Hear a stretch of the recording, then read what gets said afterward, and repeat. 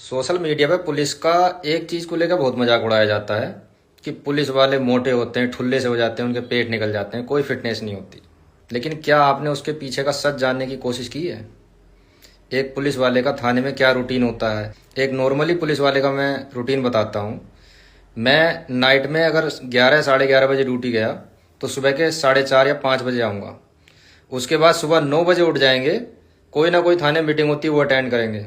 फिर दिन में कोई एप्लीकेशन या किसी कोई समस्या कोई बात है वो सुनने जाएंगे। फिर शाम को 5 बजे से 8 बजे तक हम पैदल गश्त करेंगे, चेकिंग करेंगे।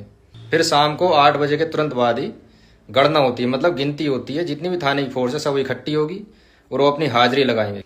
और एक चीज़ सबसे इम्पोर्टेंट, मान लो मैं सुबह 4:30 या 5 बजे ड्यूटी से वापस आया और मैं सोचूं कि अब मेरी ड्यूटी खत्म, अब मैं पैर फैला के सोऊंगा, तो ये भ्रम है। पता चले मैं जैसे ही आऊं कोई घटना हो गई, कोई एक्सीडेंट हो गया तो तुरंत जाना पड़ेगा।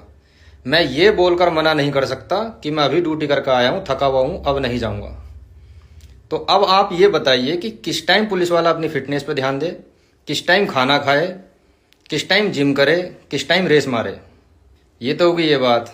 एक चीज का और मजाक उड़ाते हैं कि कोई पुलिस वाला रोड पे खड़ा है, किसी बाइक को रोका, वो भाग गया और लोग मेम सुनाते हैं कि 100-200 का चक्कर। एक बात बताइए, मेरी 6 साल की नौकरी हो गई। 6 साल की नौकरी में 1 साल आप अलग कर दो, 5 साल में पर डे रोज नाइट में ड्यूटी किया। हजारों गाड़ियां रोड से निकलते हैं, अगर मैंने उनमें से 100 भी रोके तो सबसे अगर मैं 200-200 रुपये लूंगा तो 20,000 हो गए, और एक महीने के 6 लाख हो गए, और एक साल के 72 लाख हो गए।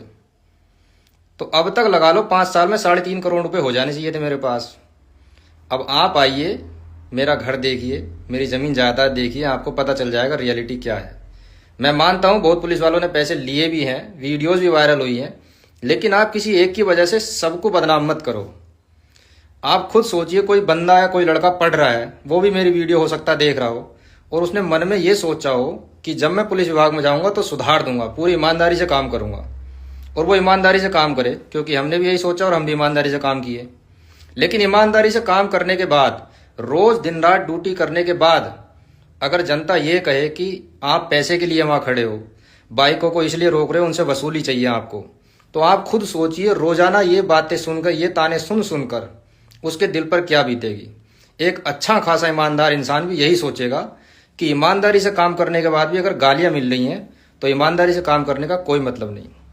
मैं मानता हूं जिन्होंने गलत किया है उनको आप कहिए, उनका विरोध करिए, लेकिन सबको मत कहो। बस यही कहना चाहता था। जय हिंद।